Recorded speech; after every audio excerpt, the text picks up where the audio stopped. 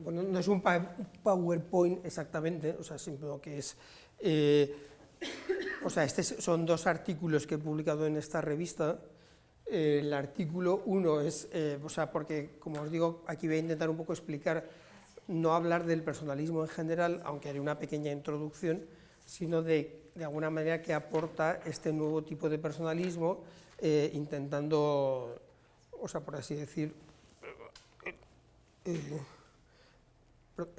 para hablar sería como 3/4 de hora, ¿no? Más o menos, sí, bueno.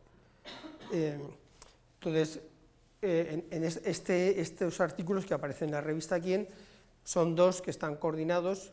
El primero ya está publicado, que se titula El personalismo ontológico moderno 1, claves arquitectónicas. Entonces sería como la estructura teórica del personalismo. Mientras que aquí, en este artículo 2, están las claves antropológicas. Sería como lo que es específico en la antropología de este personalismo. Haciendo una pequeña introducción, hay que entender que estamos hablando de un tipo de personalismo, entonces probablemente muchas de las cosas que aparecen aquí son temas que aparecen en otros personalismos, o sea, prácticamente la mayoría, porque no es que se esté planteando un tipo de filosofía nueva, o sea, es una variante dentro del personalismo. Lo que ocurre es que un poco, digamos, con el paso del tiempo, o sea, al principio yo escribí un libro que se llamaba El personalismo, sintetizando las ideas generales del personalismo, que tuvo una buena recepción. Lo que ocurrió es que a poco, pasando el tiempo, me di cuenta de que, bueno, esa era un poco como mi síntesis del personalismo, que más o menos coincidía con lo que los personalistas pensaban, pero que había rasgos característicos. Y poco a poco esos rasgos han ido quedando como más definidos, también un poco por la repercusión de lo que la gente me comentaba o me decía, ¿no? Diciendo, bueno, es que aquí tú lo ves de una manera determinada, y entonces con el paso del tiempo, ya bastante tiempo, como 15 años, digamos, pues ya me decidió a hacer la propuesta. He tardado también porque tampoco quería proponer algo por proponerlo o por significarte, por aquello de decir, bueno, vamos a hacer una cosa original para que la gente te distinga y entonces ya salgas de... Sino porque ha ido surgiendo, digamos, un poco con todas estas cosas que estoy haciendo en el personalismo, digamos que han ido surgiendo poco a poco. Entonces, primero explicaré brevemente por qué surge esta nueva corriente y después ya pasaré a explicar cuáles son estos rasgos antropológicos. O sea, la corriente surge porque dentro del personalismo, como ha quedado de manifiesto esta mañana en la entrevista que nos han hecho, o sea, hay vertientes diferentes. Hay un núcleo central, de manera que en el fondo en el cual todos los personalistas estamos de acuerdo, pero al mismo tiempo hay como sensibilidades distintas. En el artículo anterior tengo la categorización fundamental de corrientes personalistas, que si no me acuerdo mal serían, o sea, por un lado está el personalismo comunitario, que Inés es una de las representantes más importantes en Argentina, cuyos rasgos fundamentales sería, sobre todo, seguir a Munier, o sea, no es que los otros no se conozcan, pero Munier tiene una relevancia especial, y mucho interés en la acción social directa.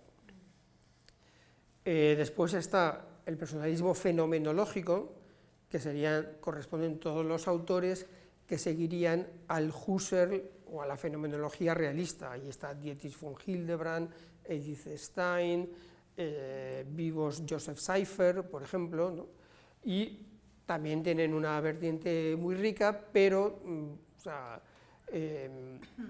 digamos, un poquito la diferencia, para irlo hablando, la diferencia con el personalismo comunitario sería que en mi personalismo, por así decirlo, en el que yo propongo, habría como más igualdad entre todos los personalistas, o sea, Munier no tendría tanto peso, y luego creo que somos algo más teóricos, o sea, tenemos más previsión, o sea, hay más impacto o más focalización en la actividad académica teórica que en la acción social.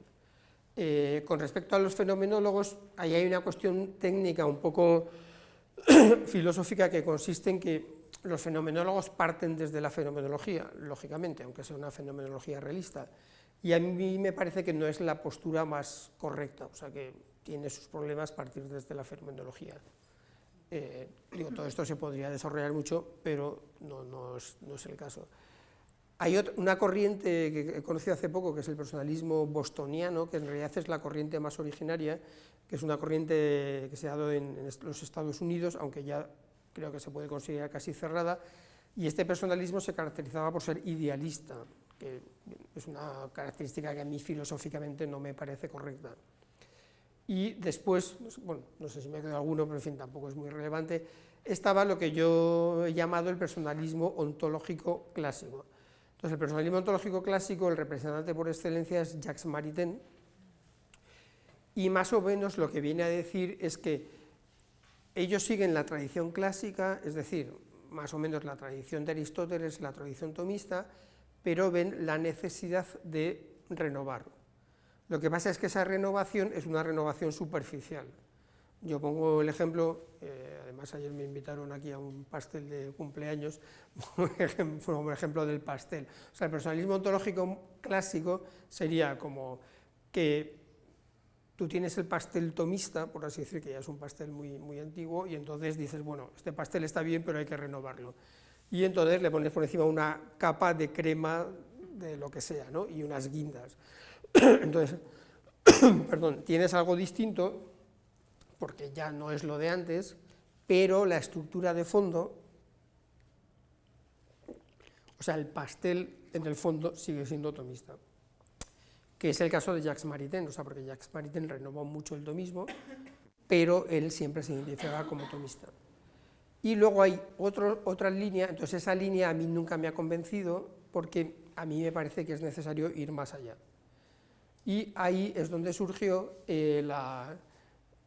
Hola, bueno, tenemos una asistente, dos asistentes muy jóvenes. Entonces,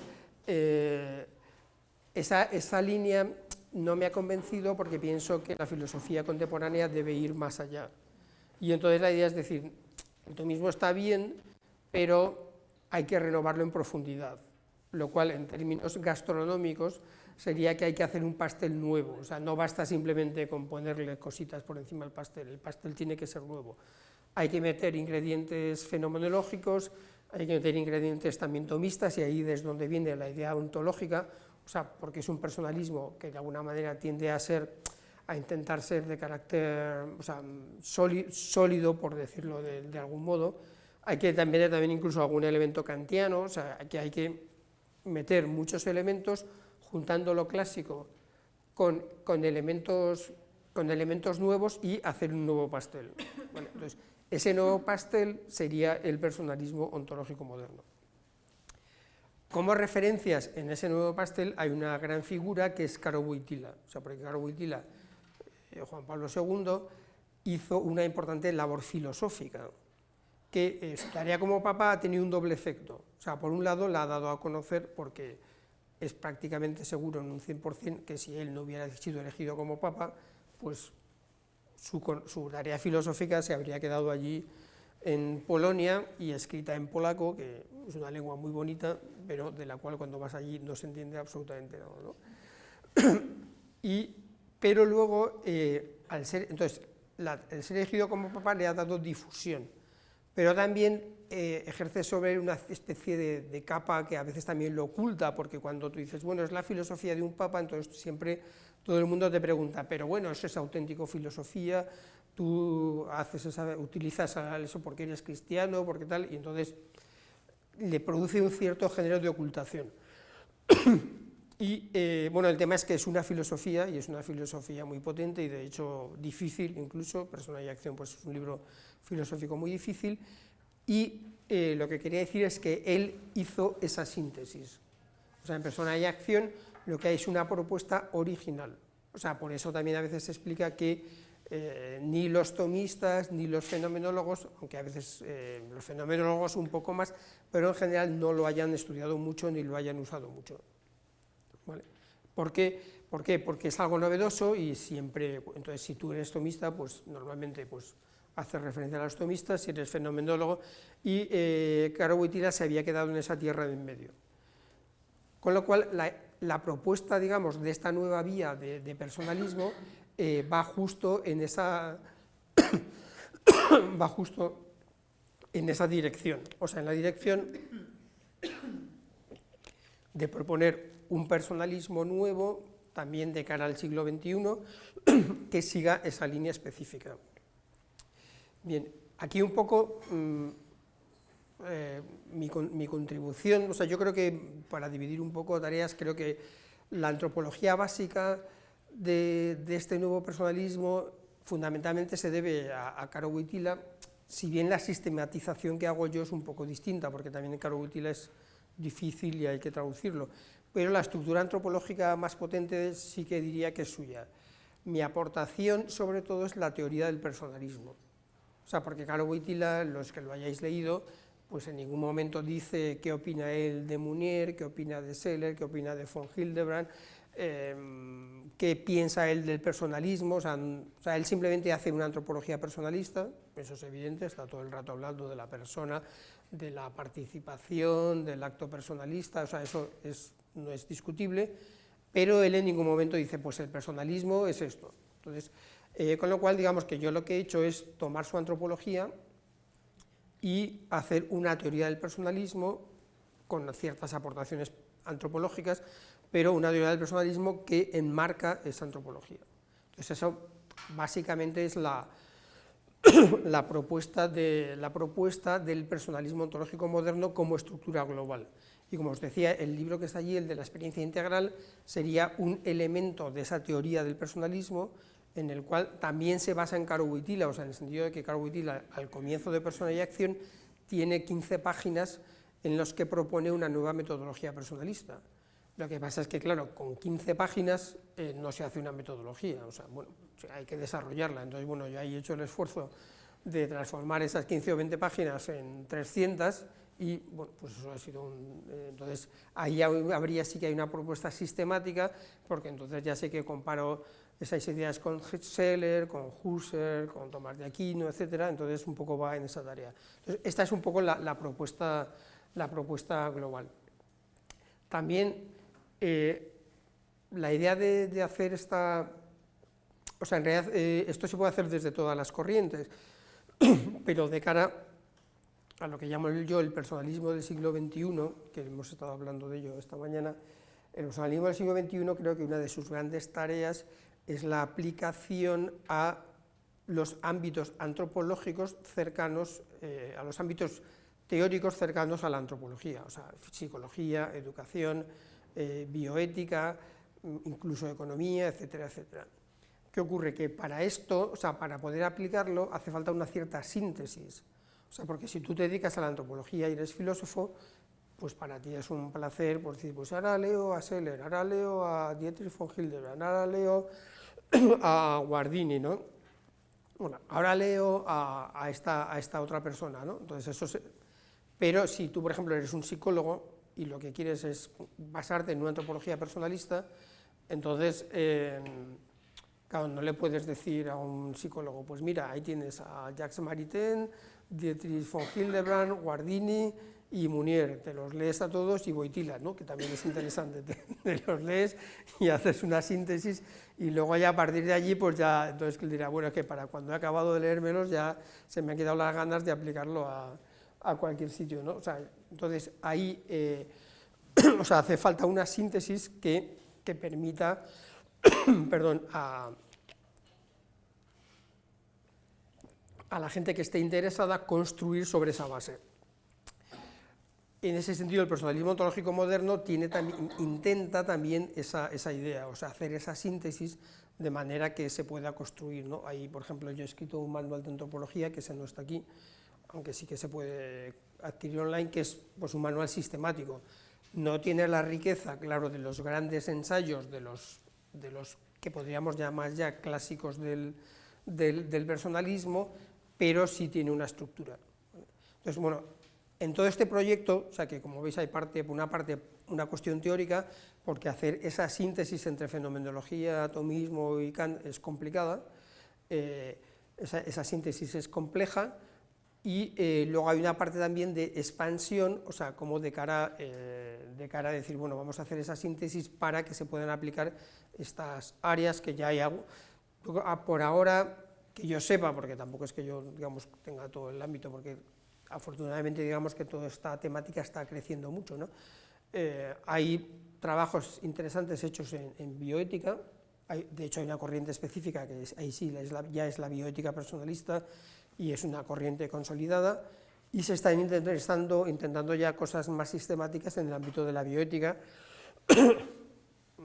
alguna cosita que he hecho yo, pero también los trabajos de José Manuel Domínguez en España, ya una profesora también en México que se llama Rosa Zabien, en fin, hay intentos allí de trabajos.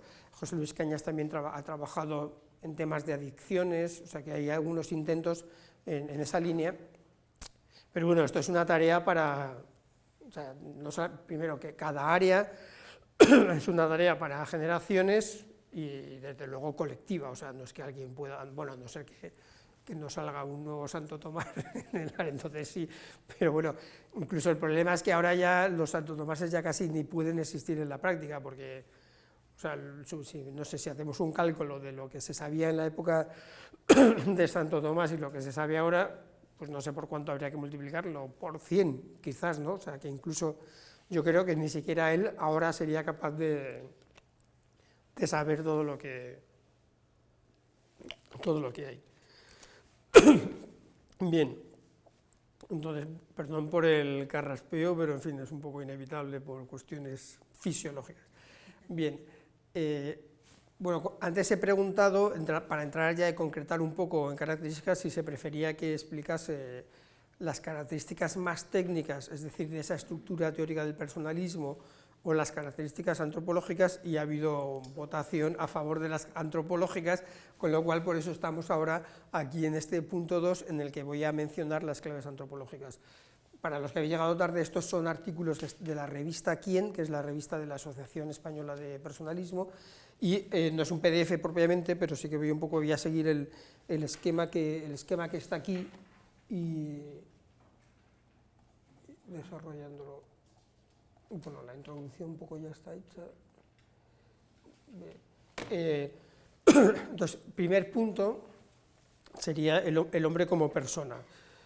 Hablar del hombre como persona puede parecer como muy elemental, pero implica como ser conscientes de que la persona es un modo concreto de explicar al ser humano. O sea, a lo largo de la historia ha habido miles de explicaciones de lo que es el ser humano. Los griegos tenían su visión, los romanos la suya, algunos pueblos indígenas de América cada uno la suya, Marx tenía la suya, Sartre tenía la suya, porque el hombre está ahí, entonces tenemos que explicarlo. O sea, una cosa es que el hombre está ahí, pero no sabemos lo que es en realidad, o sea, porque el hombre es misterioso y complejo, entonces por eso siempre necesitamos una interpretación, o sea, no es... Tenemos una interpretación de todo, pero bueno, el agua es agua, se bebe y sabemos para qué sirve, pero con el caso del ser humano la cosa es mucho más complicada. Entonces necesitamos pensar y necesitamos decir, bueno, y lo típico, pues quién soy, de dónde vengo, etcétera. Entonces, ¿qué ocurre con el personalismo? Bueno, como os decía antes, o sea, estas características, las características que hay aquí, muchas son comunes a todos los planteamientos personalistas.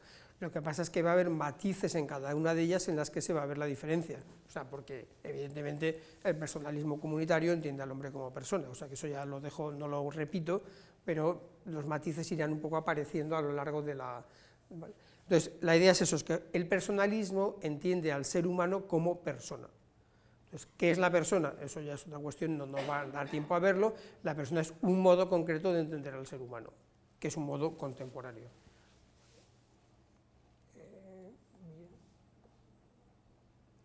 Bien, el otro punto sería, bueno, sería como una primera contestación, la persona es un quién, o sea, la persona no es un qué, sino es un quién. O sea, de hecho, esto, bueno, yo lo he llamado el giro personalista, porque desde mi punto de vista sería como un giro filosófico que se produce en el siglo XX, que sería posterior al giro antropológico de la modernidad. O sea, la modernidad con Descartes cambia el origen de la filosofía y dicen, no vamos a partir ya de las cosas, sino que vamos a partir del hombre. Pero ese hombre se entendió bastante como un qué, o sea, como una naturaleza, el hombre del ser humano, la naturaleza humana, etc. En el siglo XX, y en particular en todos los autores personalistas, empieza a haber la convicción de que la persona no es qué, sino que es un quién. Por lo tanto, la pregunta correcta no es qué es el hombre, sino la pregunta correcta es quién es el hombre o quién es la persona, porque lo nuclear del ser humano es ese yo personal que cada uno de nosotros somos conscientes y que es irrepetible. O sea, yo creo que lo decía Ortega y luego Julián Marías, etcétera, pero el ejemplo es que si uno llama, se le ha olvidado las llaves y va a su casa y llama al, no sé cómo se llama aquí, al timbre de la puerta y uno dice, ¿quién es? Y uno dice, yo. Y entonces pues uno podría pensar, bueno, no sé, yo, ¿quién es yo? Porque yo hay miles de yos, ¿no? Millones. Pero cada uno tiene la clara conciencia de que cuando dice yo, es yo, no otro, y por eso es total, aunque sea unas dos letras, tal, sabe que es una cosa totalmente identificativa. Es cierto que eso lo estamos diciendo a alguien que nos conoce, ¿no? No dice yo tal, sino yo, ya está, con eso nos identificamos. Entonces, ese yo, que es un quién, que es irrepetible, es un elemento que el personalismo, o sea, que es dentro del giro personalista, aparece en toda la filosofía del siglo, o sea, en toda la antropología personalista del siglo XX. O sea, hablar de la persona justamente como un quién.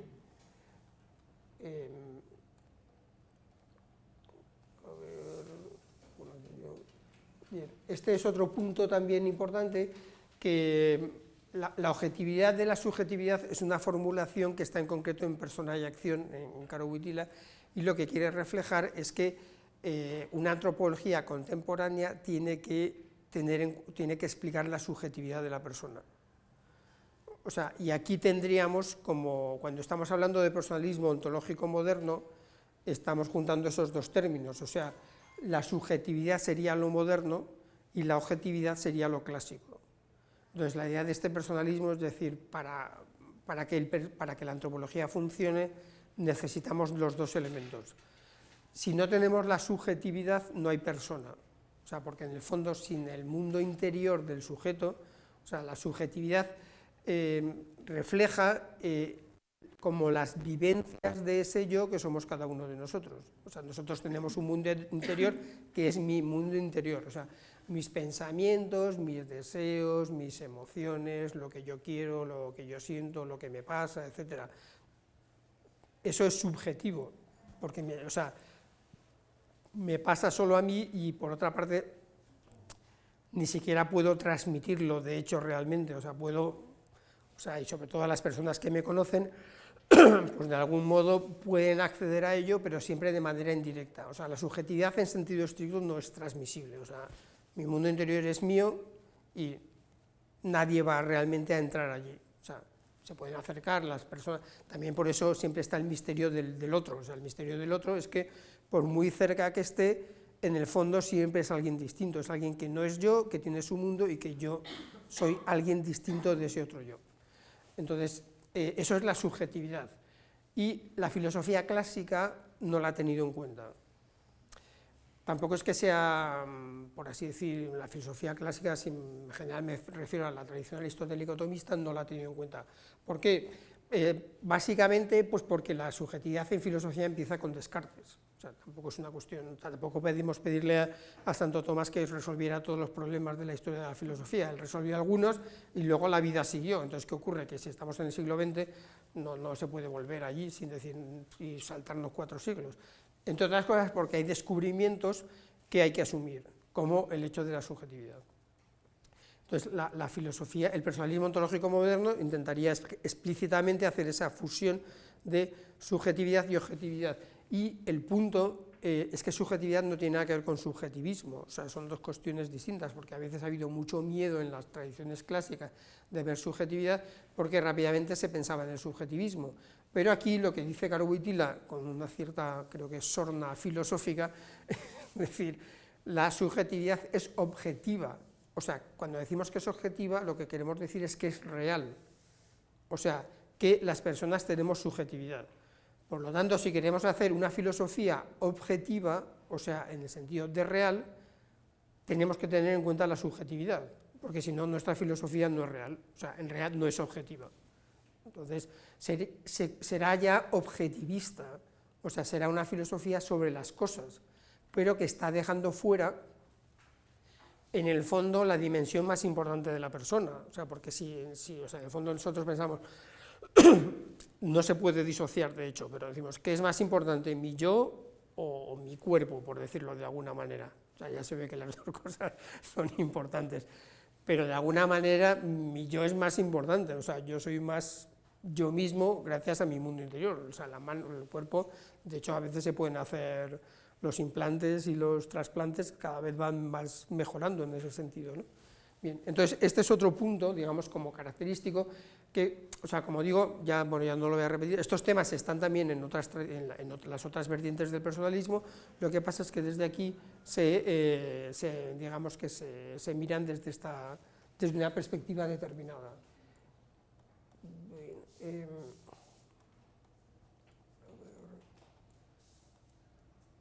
Bueno, el cuarto punto sería, tengo aquí,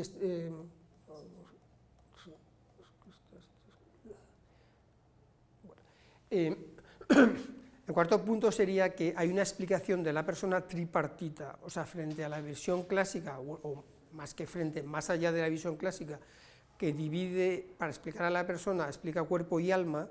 Entonces, el personalismo ontológico moderno adopta explícitamente esta posición tripartita.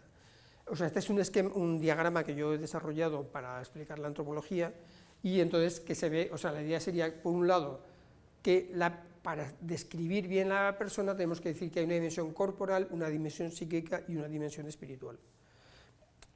¿Por qué? Pues por dos motivos. Uno, por así decir, que podríamos decir estratégico, que consiste en que si tú hablas de cuerpo y alma, las posibilidades de caer en un dualismo, de hecho, son prácticamente entre del 98 y el 99, y el 100. ¿Por qué? Porque si el hombre está de cuerpo y alma, pues entonces dices, ¿y esto qué es? ¿Esto es del cuerpo o es del alma? ¿No? Entonces, al final, hay una división. Si hablamos ya de tres dimensiones, claro, eso ya es prácticamente imposible. Pero más que esa cuestión estratégica, que sería pues una cuestión secundaria, más bien es que esto responde a lo real, es decir, que la complejidad de la persona queda mejor reflejada a través de estas tres dimensiones, o sea, no solo de lo corporal y lo espiritual, porque hay todo un nivel intermedio que es el que establece la conexión entre ambos. O sea, el mundo de los sueños, el mundo del inconsciente, el mundo de todo lo que nos ocurre, que ni es propiamente corpóreo ni es propiamente espiritual, ¿no? O sea, yo qué sé, cuando decimos, no me acuerdo de esto, ¿no? Entonces, si uno intenta acordarse en ese momento, lo más probable es que no se acuerde. Pero si uno dice, bueno, se olvida y de repente hace ¡pum! Y salta, ah, pues es esto, ¿eso qué es? O sea, todo ese proceso que ha ido pasando en la persona, de manera que yo al final ya soy consciente de ese hecho de memoria, ¿eso es corpóreo? Pues yo diría que no, o sea, es algo superior al nivel corpóreo. ¿Es espiritual? Pues quizás tampoco, porque no hay una lucidez. Lo espiritual, digamos, que es como lo autoconsciente, ¿no? Y por eso, digamos, que ese tipo de estructuras serían en este nivel psíquico. El diagrama es un diagrama pedagógico, por así decir, evidentemente, que tampoco se trata de que luego haya que, digamos, como que todo tenga que ir exactamente en una cajita, pero creo que refleja mejor esa complejidad. Esto, por ejemplo, se encuentra en Viktor Frankl. Viktor Frankl tiene esta estructura. O sea, lo que ocurre es que aquí, lo que lo comentábamos el otro día, la idea es que la antropología en realidad es mucho más potente que la frankliana, porque, bueno, Viktor Frankl no era filósofo y él lo que hace sobre todo es desarrollar la logoterapia. Entonces, pero Viktor Frankl, por ejemplo, es uno de los que explícitamente tiene esta antropología tripartita. Y el otro aspecto que también se encuentra aquí es la relevancia de la afectividad, o sea, que conecta con la subjetividad de la que hablaba antes. O sea, entonces, en realidad, por así decir, el esquema clásico es este cuadradito más este cuadradito. O sea, cuerpo, alma y sin afectividad. Entonces aquí proporciona una estructura mucho más compleja, que es cuerpo, psique y espíritu, conocimiento, dinamismo y afectividad. La afectividad, ¿cómo la podemos entender? Yo en general la explico un poco como la autovivencia del sujeto. O sea, la afectividad es cómo el sujeto se vive a sí mismo. O sea, entonces podríamos decir, esto es conocer esto es querer y esto es sentir. O sea, digamos como un poco que la palabra clave para explicar este mundo sería el mundo del sentir, en un sentido, valga la redundancia, muy amplio. O sea, no sentir, o sea, porque podemos hablar de sentimientos corporales que, o sea, suena raro porque es una nomenclatura nueva, pero sentimiento corporal sería, por así decir, la vivencia de nuestro cuerpo. Sí, o sea, por ejemplo, si yo estoy enfermo, entonces sé que estoy enfermo, pero eso es algo cognoscitivo. Pero, por otro lado, yo me siento enfermo. O sea, vivo la enfermedad de mi cuerpo como debilidad, como que de repente el mundo es mucho peor y más agresivo. ¿Por qué? Porque yo soy más débil y entonces no... o que está, o sea, que la sensación de la enfermedad, de que lo que quiero es meterme en la cama y ya está, y olvidarme, entonces eso, pero eso es corporal, básicamente, ¿no? Eso es un sentimiento corporal. Otro sentimiento es hacer deporte, ¿no? Uno hacer deporte, después cuando acaba de hacer deporte, se siente bien, se siente relajado, entonces, pero es un sentimiento corporal. Entonces, ¿qué se diferencia del conocer? O sea, aquí la diferencia básica es que sentir, conocer y querer son cosas distintas. Pero sentir es tan importante como las otras dos. Con lo cual, por eso requiere toda esta estructura equivalente a las otras. O sea, Entonces, y también hay un sentimiento psíquico y un sentimiento espiritual, que eso ha sido desarrollado mucho por von Hildebrand, que en este esquema supondría que el centro, el nivel más alto del esquema sería el corazón, o sea, lo que normalmente entendemos por corazón. También se puede discutir si el corazón es el centro de toda la persona, sobre el centro de la afectividad, pero permitiría el tratamiento filosófico del corazón, cosa que normalmente no, claramente, sobre todo la inteligencia o la libertad, que sería la que está aquí. ¿Dónde estaría la libertad? La libertad estaría aquí arriba, o sea, es dentro de los dinamismos. El dinamismo espiritual de la persona es la libertad. Tendrías que hacerle una línea así, ¿Una línea? diagonal, que venga de ahí para allá. Que toque todos los puntos así, de ahí. Bueno, luego en realidad hay varias, o sea, esto por otra parte está el yo, y todo en realidad el yo, por así decir, integra todo, o sea, porque no son cajas. No, ya sé, sí. Y de hecho la idea de poner las líneas discontinuas es justamente mostrar eso, que en realidad están todas interconectadas, ¿no? Bien, a ver, la afectividad ya la he contado. Bien, este sería el concepto de la libertad propio del personalismo ontológico moderno, que en este caso está tomado directamente de Caro Wojtyla en la teoría de persona y acción. Y es entender la libertad como elección y autodeterminación.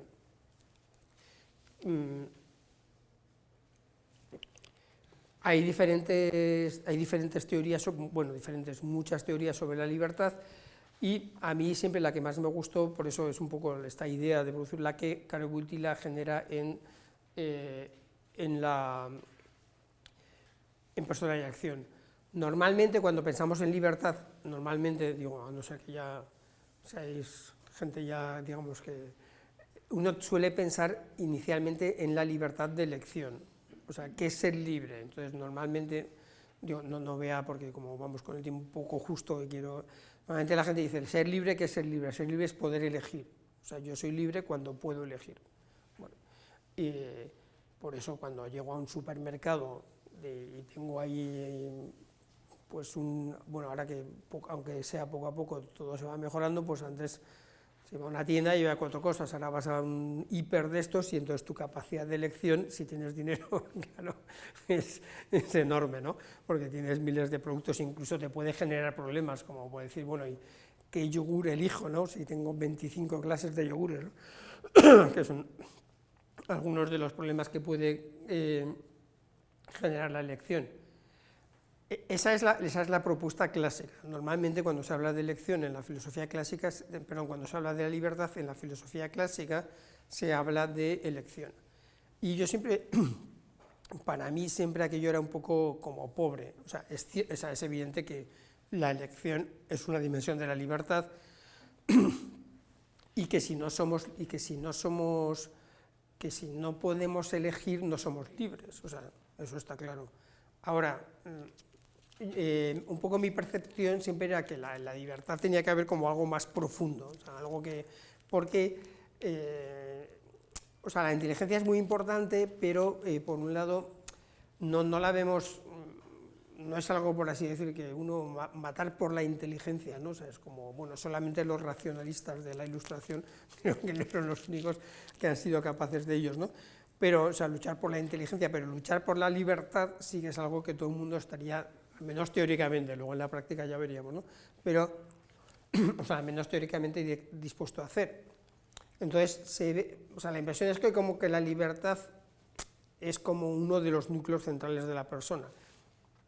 Y la elección, y simplemente libertad como elección, parece que no llega, o sea, como que, bueno, pues poder elegir entre ser profesor o ser arquitecto, pues sí, es importante, ¿no? Pero parece que como que había más.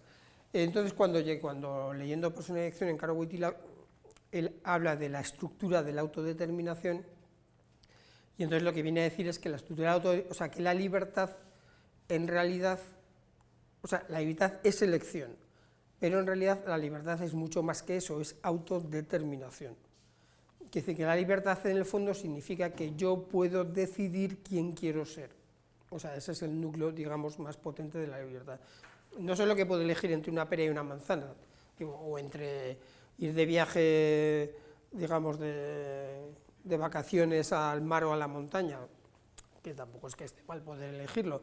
El problema es que la libertad me permite decidir quién quiero ser yo, o sea, quién quiero ser, me permite construirme como persona.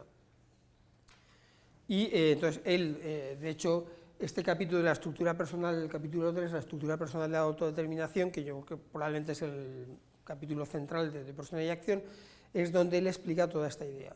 O sea, él dice, persona, o sea, no voy a entrar en el tema aquí de las definiciones de persona, pero dice, persona es ser dueño de sí mismo. Y como eres dueño de ti mismo, como te autoposees, te puedes autodeterminar. Entonces, esa es la idea, digamos que dentro de las múltiples teorías de la libertad que hay, el personalismo ontológico moderno lo que hacía es justo asumir esta posición de Carl Wojtyla, es decir, luego además él explica también muy brillantemente que elección y autodeterminación están unificadas de manera que se dan en el mismo acto, ¿no?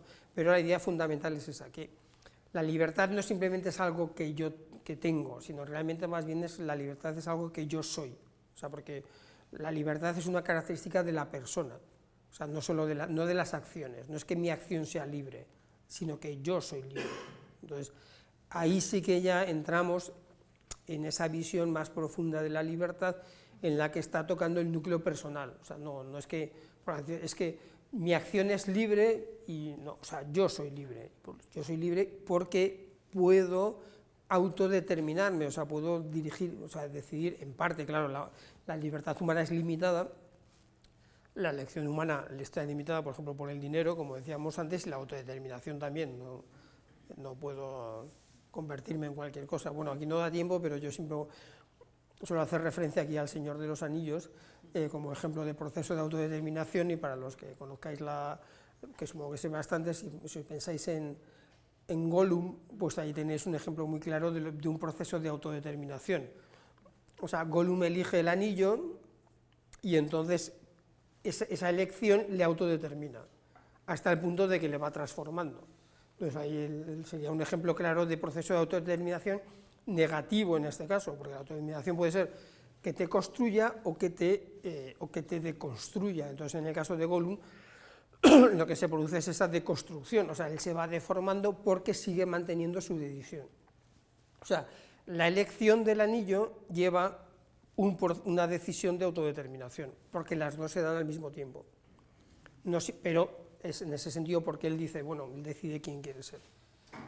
Bueno, luego si queréis hacéis alguna pregunta más sobre esto, pero para ir siguiendo, porque el tiempo ya va pasando, esto sería la libertad, o sea, esa sería la teoría de la libertad que está desarrollada. Bien, luego también habría como una teoría de la praxis. Esta está un poco menos desarrollada, pero básicamente también en este sentido sería como intentar un poco superar la perspectiva aristotélica. Yo en general me refiero a Aristóteles y al tomismo en sentido negativo, con lo cual a veces da una impresión de que soy antitomista, pero no lo es. O sea, lo que pasa es que simplemente intento ir más allá. O sea, entonces es partir de allí para ir más allá. Lo que pasa es que como esta perspectiva, hay otras perspectivas personalistas que al no hacer esta referencia a Tomás de Aquino, pues simplemente no lo mencionan y ya está. O sea, en este caso, desde el personalismo ontológico moderno, lo que se pretende es asumir lo interesante que hay en Tomás de Aquino, pero yendo más allá. Entonces, por eso hay esta dialéctica, o sea, de que se parte de allí, pero se intenta, entonces, pero como no se quiere abandonarlo totalmente, sino tomar los elementos, entonces, por eso es por lo que se produce esta dialéctica. En este caso, por ejemplo, no sé, si os suena el conocido adagio, operarie sequitur esse, el ser sigue al obrar. Entonces, aquí, por un lado, el personalismo ontológico moderno lo asumiría, porque habría una prevalencia del ser sobre el obrar, en ese sentido es un personalismo ontológico, pero el obrar también genera el ser, o sea, que es la otra vertiente, o sea, por ejemplo, a través de los procesos de autodeterminación. O sea, la autodeterminación significa que el obrar es el que genera el modo de ser, por lo tanto, estaríamos más bien o sea, en un proceso circular, con una primacía del ser porque la persona está ahí, o sea, la persona no se crea, o sea, la persona nace y tiene unas características. Entonces, hay una primacía del ser sobre el obrar, pero no es una primacía absoluta porque luego el obrar reinvierte sobre el ser. Y creo que lo tengo también desarrollado aquí. A los que ya he estudiado algo más de filosofía, quizás os suene esta descripción de las acciones aristotélicas, que para Aristóteles describe la acción humana a través de lo que él llama la producción, el obrar moral y la teoría, la contemplación, para la cual para él lo más elevado sería la contemplación. Bueno, entonces yo creo que esta descripción tiene elementos interesantes, pero en cierto sentido es como un poco simple, por decirlo de algún modo, porque la acción humana es muy compleja.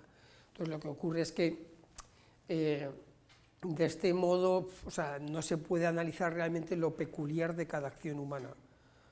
Entonces mi propuesta sería, también un poco aquí siguiendo algunas ideas Karo-Wittig habló de la dimensión objetiva y subjetiva de la acción, que por cierto esto está desarrollado, lo desarrolló luego en la encíclica Labor and Exercens sobre el trabajo.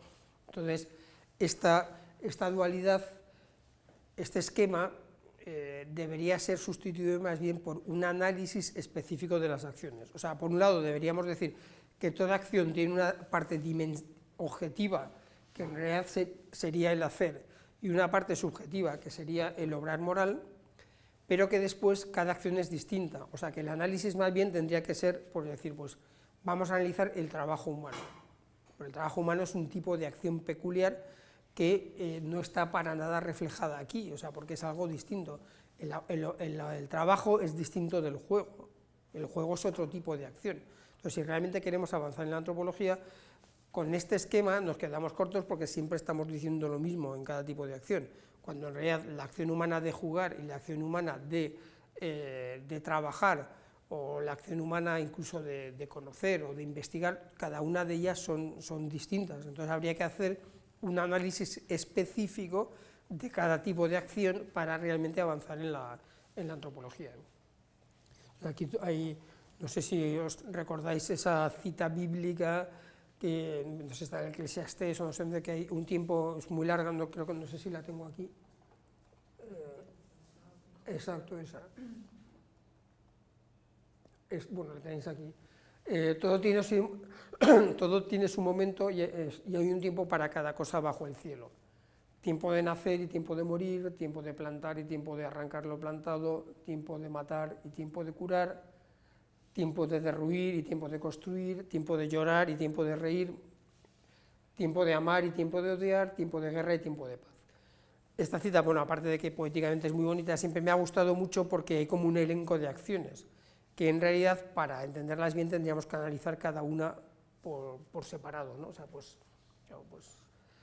nacer o morir, bueno, en este caso sería un poco distinto porque no serían tipo de acciones, pero la guerra, la paz, llorar, reír, cada una de estas acciones son distintas, y con el esquema básico aristotélico nos quedamos muy lejos de lo que realmente significan desde un punto de vista personal.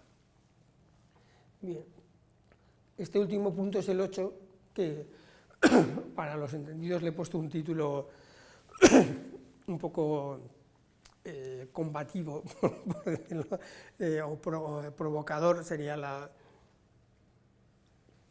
palabra, que se refiere al tema de la interpersonalidad. La interpersonalidad es un tema general del personalismo, que significa que la relación yo-tú es algo importante en la antropología personalista.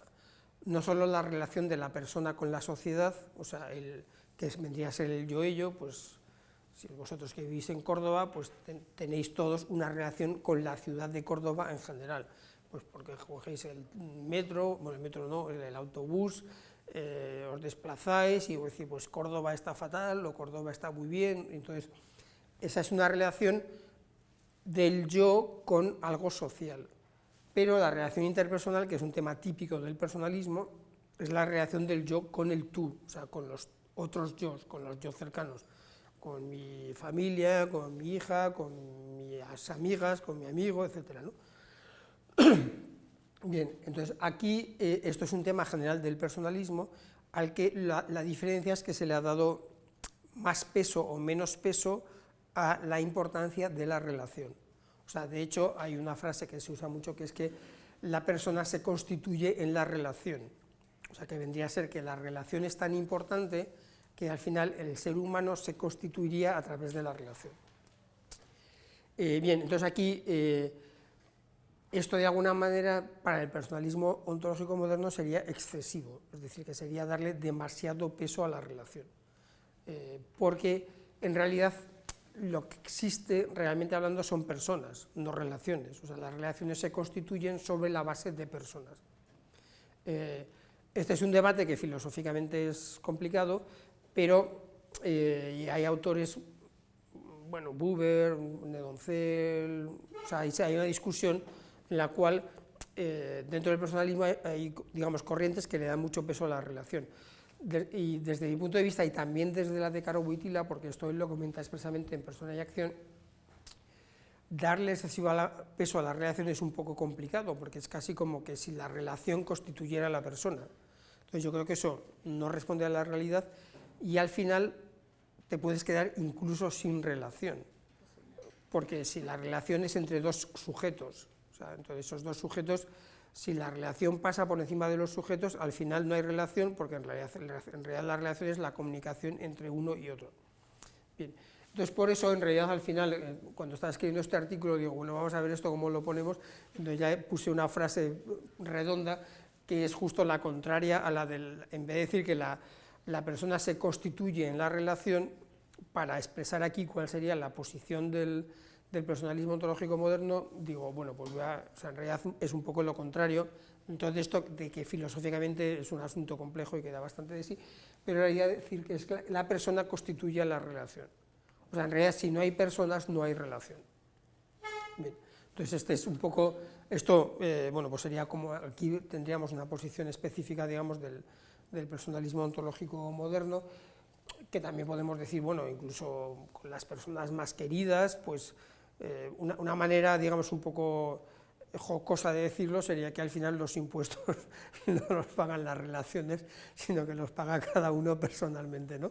No dice, no, lo va a pagar la relación, dice, no, los impuestos los vas a pagar tú en concreto, ¿no? Y luego, y otro pues que incluso en las relaciones más fuertes que uno pueda tener, cuando se rompe la relación, las personas siguen, o sea, que por muy fuerte que sea esa relación. Entonces, bueno, serían como modos de ver que sí, por supuesto, las relaciones son importantísimas, pero al final, en el caso de otro tema es Dios y la Trinidad, pero aquí estamos en un terreno, digamos, como más bajo, y en este terreno nuestro, pues yo creo que hay una primacía de la persona, clara, ¿no? Bien, ya para ir avanzando y cerrando, a ver, bien, la epistemología personalista sería un poco en relación con lo que habíamos hablando, es de sujeto más objeto. Esto está también, o sea, la idea es decir, o sea, es una epistemología realista, pero no ingenuamente realista, sino que tiene que tener en cuenta que quien conoce es un sujeto y por lo tanto siempre hay un punto de interpretación en cualquier teoría cognoscitiva. No existen teorías cognoscitivas neutrales. ¿Por qué? Porque nosotros no somos espejos. O sea, para que hubiera una teoría cognoscitiva completamente neutral, yo debería ser como un espejo, o sea, que me veo el espejo en la pared y sale exactamente lo que hay, ¿no? Pero como nosotros no somos espejos, pues nunca, siempre hay procesos de interpretación, de selección de la realidad. Yo pongo el ejemplo, por ejemplo, si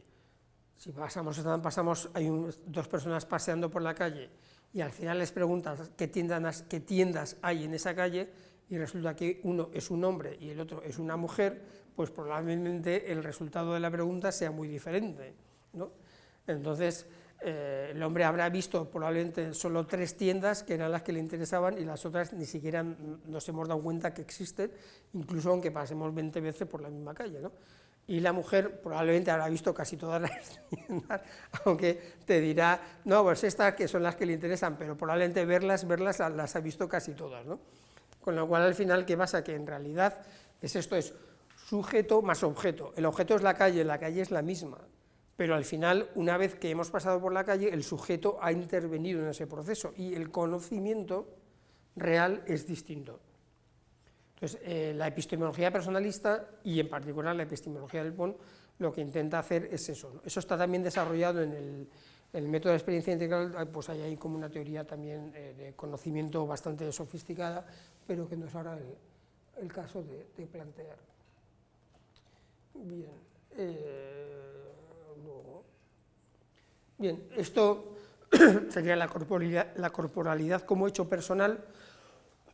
Aquí no hay, bueno, esto yo creo que aquí no hay grandes diferencias con otras perspectivas personalistas, o sea que sería básicamente lo mismo. O sea, la idea de que el cuerpo es algo personal no es simple un amasijo de células biológicas. Entonces, bueno, yo siempre a mis alumnos les hago preguntas de si un cadáver es un cuerpo o no, que no sé aquí qué diréis, ¿un cadáver es un cuerpo o no es un cuerpo humano? A ver, alguien que se... o sea, yo lo que diría es que no es un cuerpo, fue un cuerpo, pero el cuerpo, si nosotros decimos que cuáles son las características de la corporalidad, no es estar inerte y corromperse. Lo típico del cuerpo es la movilidad, la vida, la reproducción, la digestión. ¿Qué ocurre? Que eso solamente el cuerpo puede funcionar cuando está integrado dentro de la persona. Entonces, el cuerpo real, o sea, nosotros no podemos separar el cuerpo de la persona, porque cuando separamos el cuerpo de la persona, deja de ser cuerpo humano, o sea, se convierte en un conjunto, una base biológica, ¿vale? ¿Eso qué significa? Significa que el cuerpo es algo personal, no es simplemente algo biológico, o sea, no es, tendemos a verlo simplemente como la materialidad de la biología, pero no, el cuerpo de alguna manera somos nosotros en esa dimensión corporal. Esto, pero ya digo que esto no creo que haya, o sea, esto es un tema muy típico del personalismo, que Caro Buti lo desarrolla, Julián Marías, muchos, en general casi todos, y es un tema especial, pero no habría, digamos, como ningún componente que es particularmente original allí, ¿no? También este tema sí que no está tan claro en todos los autores, o sea, la idea de que cuando hablamos de persona, o sea, en realidad estamos haciendo una abstracción, porque tendríamos que hablar de dos tipos, persona masculina, persona femenina, o sea, como los dos modos esenciales de ser persona. Entonces, bueno, esto es un tema que ahora mismo está bastante en el candelero, pero, o sea, la idea básica es esa, o sea, realmente, básicamente existen dos modos de ser persona, no, o sea, se es persona como hombre o se es persona como mujer. Esto ha sido desarrollado mucho por un español que es Julián Barías y por Carl Wojtyla, y esto se asume también dentro del personalismo como una especie, o sea, no solamente como contrapropuesta a la ideología de género, pero sí que es, en el fondo es una contrapropuesta. Pero, o sea, básicamente es una propuesta positiva, no es una contrapropuesta, sino que surge como propuesta positiva para describir la realidad. Y la idea básicamente es que hombres y mujeres somos, por un lado, completamente iguales. Si os acordáis de ese diagrama del que yo hablaba antes, ese diagrama es idéntico para el hombre que para la mujer y al mismo tiempo completamente distinto. ¿En qué sentido? En el sentido de que la inteligencia masculina es distinta que la inteligencia femenina, la sociabilidad masculina es distinta que la sociabilidad femenina, la corporalidad masculina es distinta que la corporalidad femenina, la afectividad masculina es distinta de la afectividad femenina, etc. O sea que al final es todo igual y todo distinto. Entonces es un poco el modo de entender la diferenciación hombre-mujer, o sea, que superando un poco esa distinción primera que era como la asignación de roles, o sea, como que había cosas que eran peculiares de la mujer y cosas peculiares, o sea, como más que peculiares, como específicas de la mujer y específicas del hombre. Entonces, de esta perspectiva, más que especificidades, lo que hay es modalidades, o sea, todos tenemos la misma dotación, pero como masculino o como femenino, que es lo que hace que sean dos mundos distintos, entre los cuales no siempre es fácil comunicarse. A veces sí, y a veces es complejo porque uno dice una cosa y la otra entiende otra y viceversa, ¿no? Porque vivimos en mundos en cierto sentido diferentes, también esto es lo que le da una cierta... ¿Por qué somos diferentes? Porque la cultura nos hizo diferentes. Desde el punto de vista del personalismo, no. O sea, se nace hombre o se nace mujer. Entonces, la cultura influye, pero no hasta el punto de crear la masculinidad o la feminidad. O sea, hay una dimensión cultural que significa que, por ejemplo, el modo de ser hombre y de ser mujer hoy no es igual al modo de ser hombre y de ser mujer hace 30 años. Entonces, las costumbres son diferentes, pero hay un núcleo, que sería el núcleo de lo masculino o de lo femenino, que eso no es un producto cultural. O sea, desde esta perspectiva, o sea, que entiendo que es un tema discutible, pero de esta perspectiva, el núcleo no sería un producto cultural. Quiere decir que al final hay rasgos femeninos que son constantes y rasgos masculinos que son constantes. Aunque se modifican, pero sí hay una modificación cultural, no es algo totalmente rígido que no se modifica, ¿no?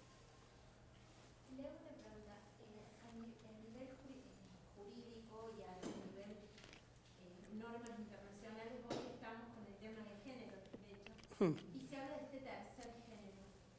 ¿Cómo explicaría el personalismo ontológico el tema de la homosexualidad o cuerpo femenino con sentimientos masculinos? O sea, el personalismo lo explica en el sentido de que como la estructura humana es tan complicada, o sea, desde allí se pueden producir todo tipo de variaciones, estructuras y modificaciones. O sea, entonces, o sea, de alguna manera es como, bueno, entonces, en ese sentido,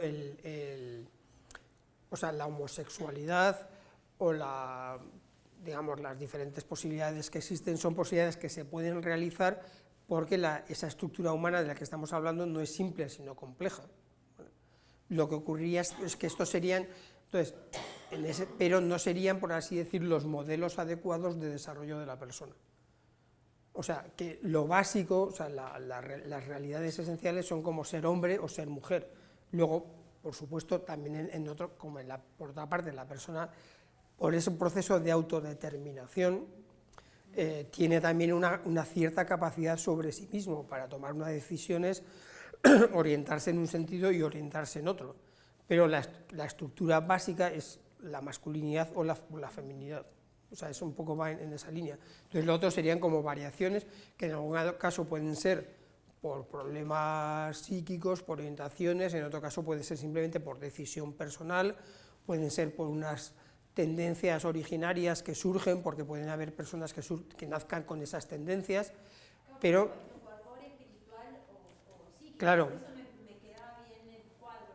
claro, entonces, cualquiera de esos al haber esa complejidad, todos esos procesos se pueden desestructurar de una manera o de otra.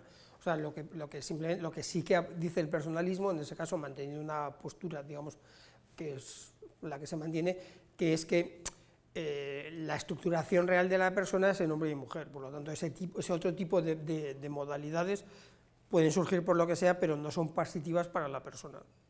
O sea, es un poco más o menos la explicación, de manera que yo qué sé, yo puedo nacer con la tendencia pues a robar, por decirlo de algún modo, ¿no? Entonces, pues en ese sentido yo tengo esa tendencia, pero lo que debo plantearme es, ¿esa tendencia es buena o es mala? O sea, esa tendencia me permite desarrollarme como persona o plantea una serie de problemas. Entonces, si no me permite desarrollarme como persona, entonces tendré que controlarla si no puedo eliminarla. O sea, de una persona que... O sea, ese es un poco el planteamiento desde esta perspectiva. Me resulta una alternativa viable y por ahí filosóficamente sostenible lo que usted dice, y no solamente de credo al momento de cuando te hablan del tercer género, porque hoy hasta en legislaciones reglamentarias de entrar a una cárcel se habla del tercer género. Por eso le digo que me parece que es una respuesta... Sí, o sea, yo creo que es una... Sí. filosóficamente sostenible, decir, no, mire, no hay tercer género, hay dos géneros que, bueno, por esta autodeterminación y por esta complejidad que tiene la persona, puede tener algunos condimentos masculinos o femeninos, pero no, hay hombres y mujeres y se puede respetar y garantizar un montón de cosas desde lo masculino o lo femenino. Sí. O sea, esa es la posición del personalismo ontológico moderno, que es una posición, digamos, filosófica, o sea, también basada o sea, en el análisis de la realidad, porque yo creo que también ahora un poco toda la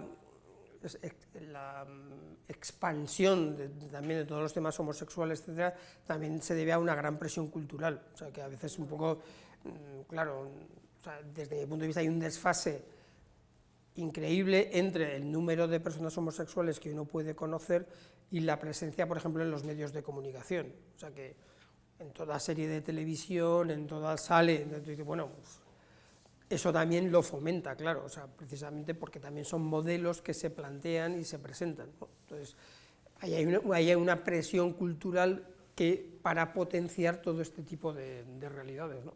Son inocentes. Sí, entonces, bien, y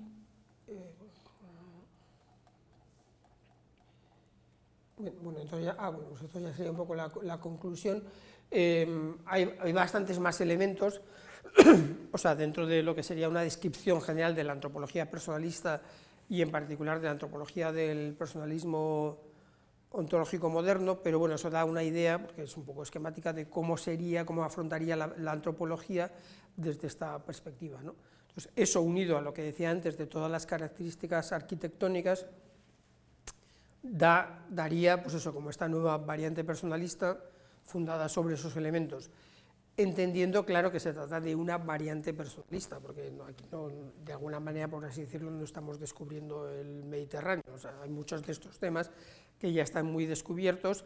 Lo que ocurre es que quizás al formularlos de esta manera, o sea, bueno, por lo menos esa es mi idea, permiten todo ese trabajo mayor o sea, por una parte se genera una antropología que puede ser bastante sólida y potente, porque también un poco lo que ocurre es que, o sea, yo creo que al menos en algunas corrientes personalistas el personalismo surgió como movimiento de reacción, y surgió también un poco en lucha contra todos los sistemas hegelianos, los grandes sistemas abstractos, y ha habido como un poco, digamos, de miedo histórico a la sistematización, para decir, no volvamos a caer en el problema inicial. Entonces yo creo que hay que intentar una sistematización que no sea encerramiento, o sea, que es una sistematización que no, hay que intentarlo, igual, o sea, todo proyecto tiene sus riesgos. Entonces, hay que intentar una sistematización que no conduzca a un reduccionismo, o sea, como a encerrar toda la riqueza del personalismo en unas claves y que se quede todo ahí. Pero también, si no se genera esa sistematización, como decía antes, el problema es que también es difícil decir, bueno, ¿y qué es el personalismo? O sea, ¿qué es exactamente? Entonces, no puedes simplemente decir, bueno, pues, o sea, hay que dar una serie de respuestas.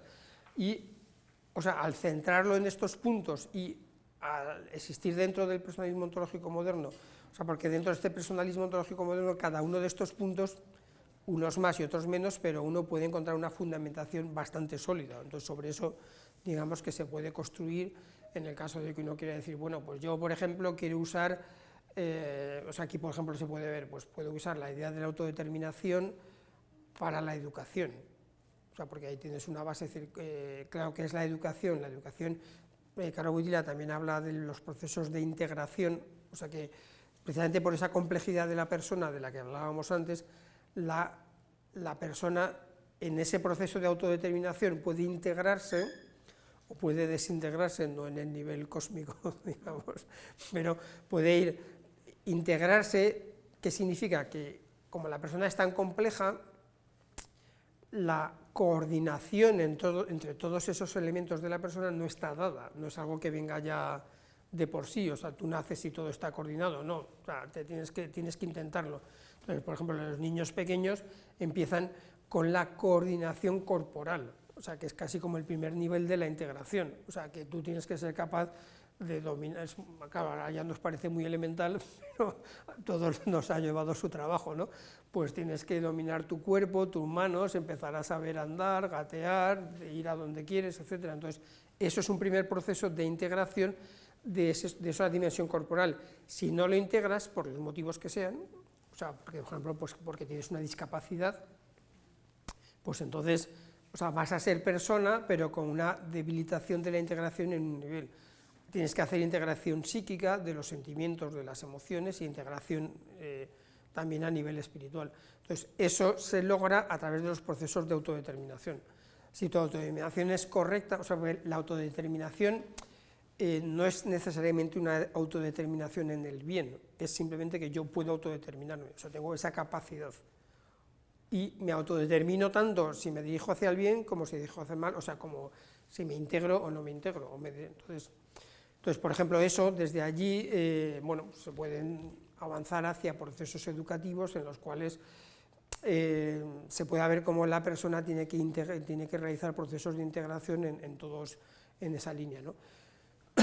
Creo que la ventaja desde esta perspectiva es que es una antropología muy moderna y bastante dinámica. Entonces, eso es lo que permite o sea, su aplicación a muchos ámbitos. O sea, porque es una antropología que por una parte tiene una estructura sólida, pero al mismo tiempo también es bastante flexible. Entonces eso es un poco, yo creo que la gran potencialidad que tiene, o sea, de decir, bueno, pues o sea, a partir de aquí, claro, o sea, pero también como podéis ver, desde aquí a una teoría de la educación, claro, hay un mundo. O sea, lo que tienes quizás es una estructura antropológica que te permite desarrollar una teoría educativa en la cual, por ejemplo, el sujeto es responsable de sí mismo, no le viene todo dado, sino que es él un poco el que tiene que ir construyéndose como sujeto, en el que tiene que ir poniendo todas las cosas en su sitio, en el que no simplemente tiene que decidir sobre sí mismo, o sea, entonces hay cabe una teoría de la educación, digamos, rica, pero esto no es una teoría de la educación, claro, la educación requiere más, ¿no?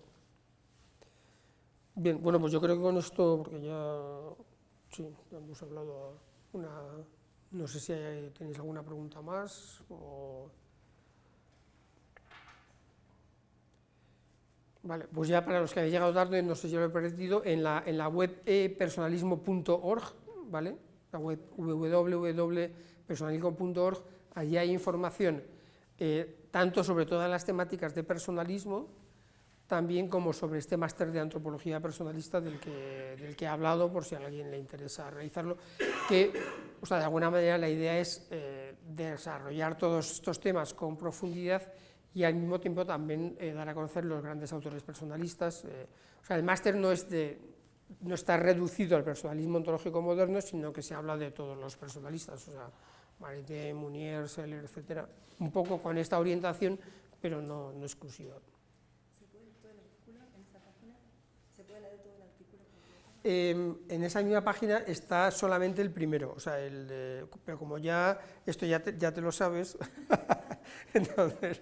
Bueno, es que, claro, porque este ha salido en el número 2, entonces este no está, está el de la primera parte. Pero vamos, te lo puedo reenviar sin problema. Pueden acceder a muchos artículos del profesor Burgos en la revista Persona.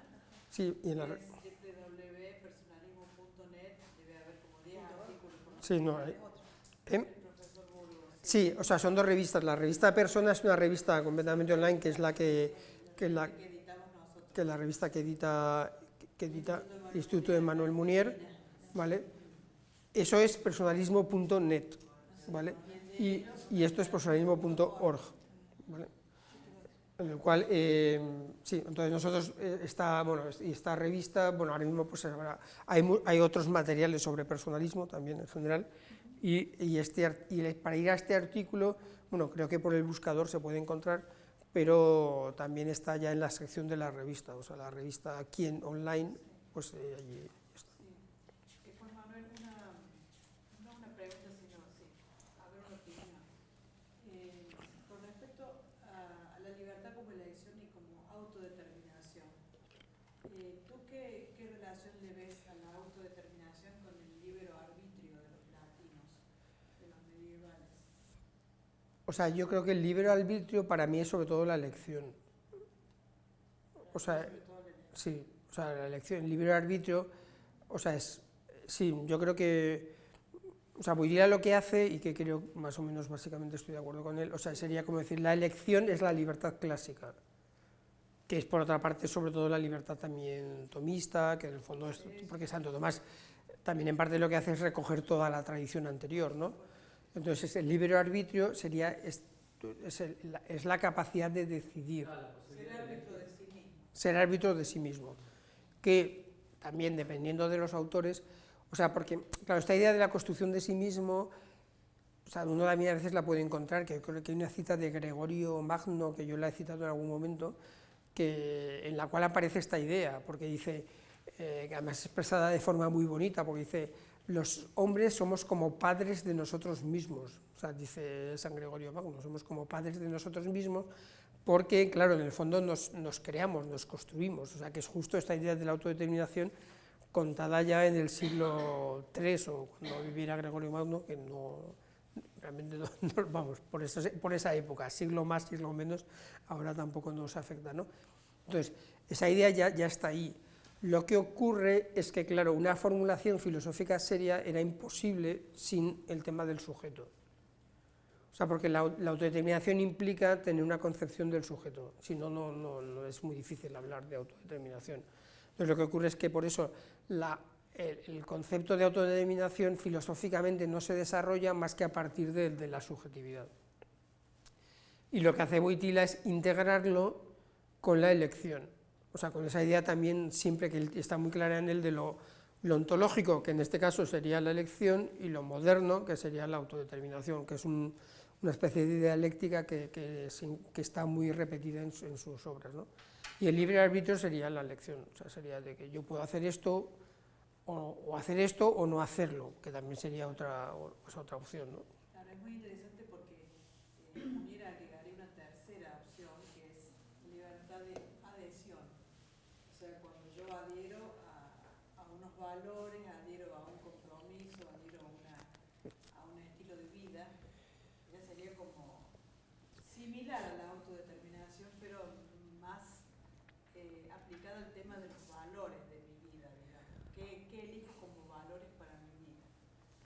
Y hay una parte en el personalismo que está bien clara. Por supuesto que como no es sistemático, por ahí lo dice medio como que pasa desapercibido, pero sí, está bien explicado también.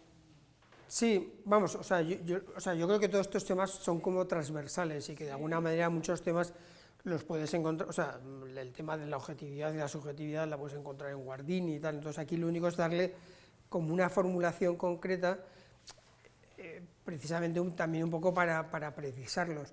O sea, la idea o sea, en ese sentido, digamos, esto sería, o sea, la elección y la autodeterminación, por así decir, habría que conjugarla con el tipo de acción. O sea, quiere decir que en toda acción hay una elección y una determinación, pero que el tipo de acción puede ser muy variado.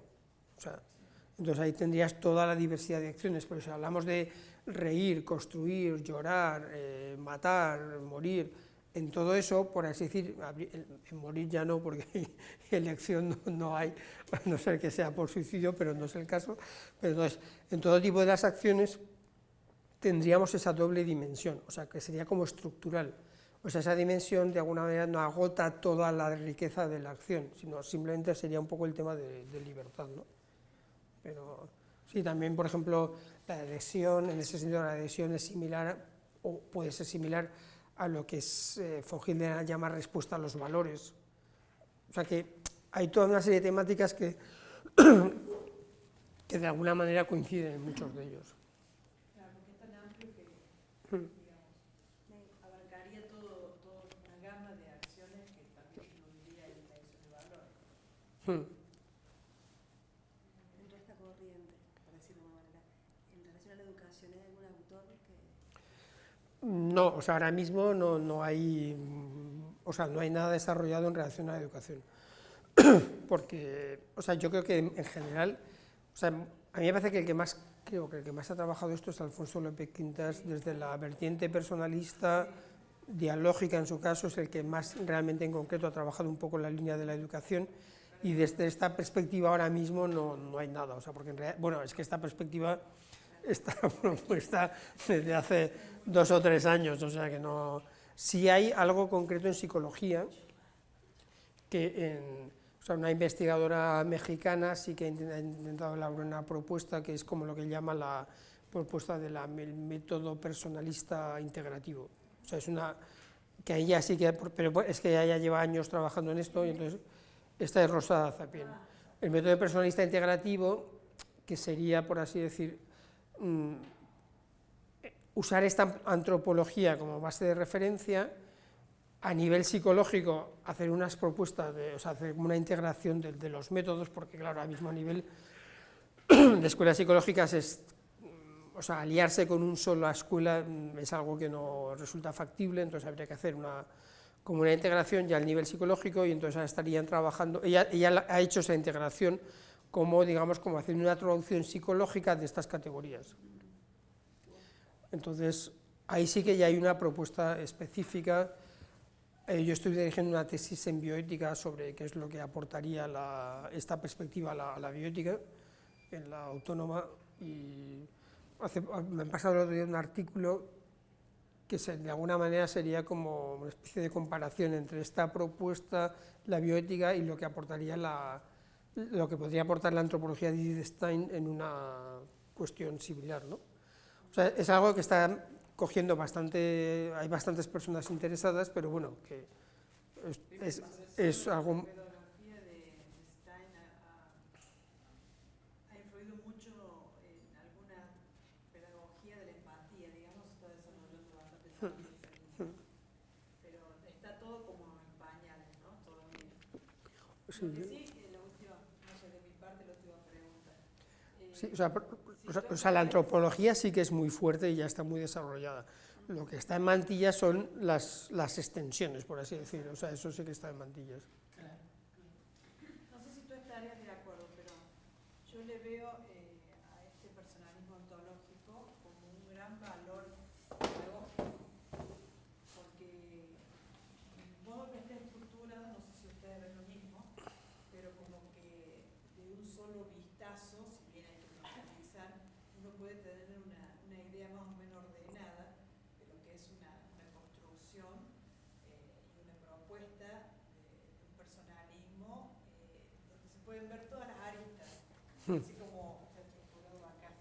Por supuesto que cada uno de sus temas hay que profundizarlo, hay que establecer relaciones con las otras disciplinas, pero le veo muchísimo valor pedagógico. No sé si se ha pensado así. Bueno, yo creo que eso en parte se debe a que yo creo que tengo una mente bastante estructurada, no sé si porque hice físicas al principio o porque soy así, eso ya no lo sé muy bien, pero, o sea, tiene en parte o sea, yo creo que en parte se debe a que yo soy así, entonces al hacer así, o sea, me gusta exponer las cosas estructuradas también un poco porque quizás me paro y así no lo entiendo, no lo escribo, ¿no? O sea, porque a veces Tú puedes escribir algo mucho más largo y mucho más complejo si tú mismo ni siquiera lo entiendes, ¿no? Entonces, digamos que yo un poco le doy vueltas hasta que me consigo aclararme cuando lo consigo y entonces lo escribo, ¿no? Pero sí que hay esa afiliación, entonces hay una parte simplemente debida a que yo escribo así, ¿no? Pero por otra parte tiene un objetivo pedagógico explícito, o sea, justo en esa línea de que estaba diciendo, es decir, que si tú presentas el personalismo de esta manera, la persona que después quiere aplicarlo a la psicología sí que puede decir, bueno, pues tengo esta base, estos son los elementos básicos, si por lo que sea, pues a mí me interesa específicamente el tema de la autodeterminación, pues trabajo ese tema, pero con esta estructura consigo tener una idea general, ¿no? Si yo qué sé, porque incluso me han habido, porque luego al final las obligaciones son múltiples, incluso ha habido fisioterapeutas que claro, a mí claro me sorprende, pero bueno, luego al final es que claro, dices, sí, tiene su lógica, claro, por ejemplo, esa visión de la corporalidad más personal de algún modo se acerca bastante a ver un poco la actitud que tiene el fisioterapeuta, porque el fisioterapeuta, o sea, al tocar al cuerpo del sujeto, en realidad él está contactando con la persona, o sea, porque diciendo, tienes una contractura aquí, sí, pero bueno, esa contractura en realidad proviene del estrés, o sea, no lo tiene, bueno, puede haber aparecido porque un día hiciste así y se te dio la contractura, pero hay unas conexiones personales con el sujeto, entonces, claro, hay esa conexión que que desde esta perspectiva la puedes tratar, si el cuerpo lo interpreta simplemente como una mera biología, pues no. Entonces al final salen muchas potencialidades, entonces digo, por decir en este caso, si el fisioterapeuta pues ve esta perspectiva, pues se puede hacer una idea y decir, bueno, yo me voy a centrar en la corporalidad. Entonces esa tarea sí está hecha, sí está pretendida, digamos, está pretendida porque... Yo tuve mucha experiencia con niños muy pequeños, casi por 15 años, trabajando en las terapias intensivas de clínicas, ¿no? Y cuanto más yo trabajaba la función, o sea, les hacía usar sus funciones visuales, más me conectaba espiritualmente con ellos. Pero te diría en orden de dimensión religiosa, digamos, ¿no? Yo tuve que hacerme supervisar en ese ámbito para entender lo que me pasaba. Mientras la medicina, digamos, me decía que estaban casi muertos, ¿sí? Yo tenía una experiencia casi religiosa en el vínculo con ellos. Y esa dimensión existencial, o sea, cuando vos hablabas de la contemplación, viste que vos decías que de una acción se produce un objeto, o se vincula con un objeto. Esa dimensión contemplativa, ese aspecto de la contemplación, si se trata, por ejemplo, del amor, del sentimiento del amor o de la proyección del amor, el bautista se uniría con otra persona, digamos. O sea, también con un objeto, ¿o no? O sea, a ver, yo creo que me parece que un poco lo que tú dices, o sea, se podría explicar aquí, o sea, a través de, o sea, por ejemplo, en el tema de las personas en coma, claro, esa distribución tripartita de la persona es la que puede de alguna manera permitir explicar este tipo de situaciones.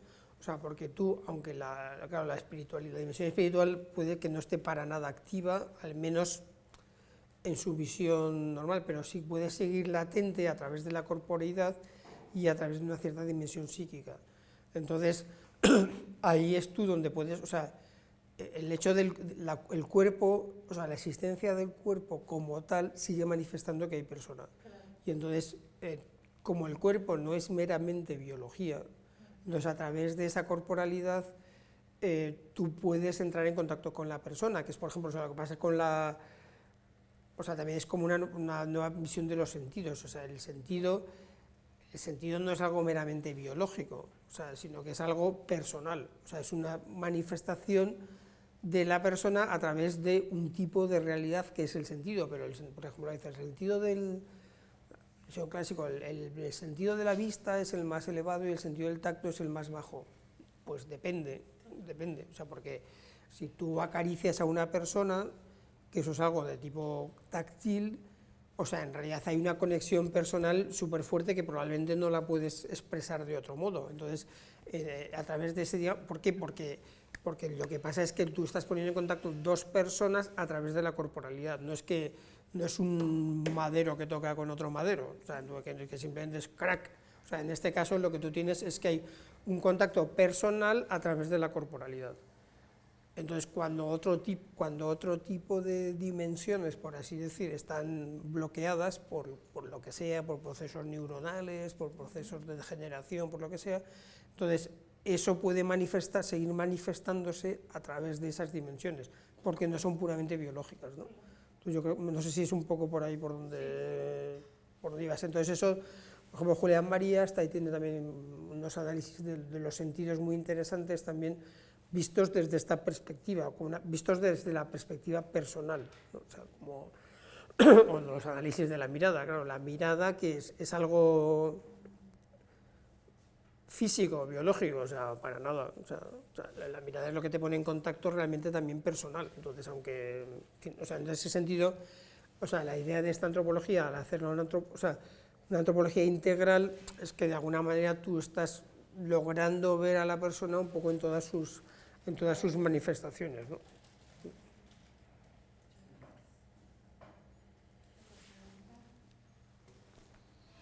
Muy bien, pues nada, yo creo que ya...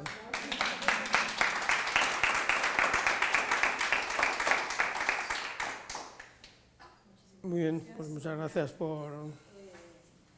Si quieren tomar un café, porque como no hicimos corte, antes de ir, si charlar un ratito entre nosotros, sería muy lindo conocernos.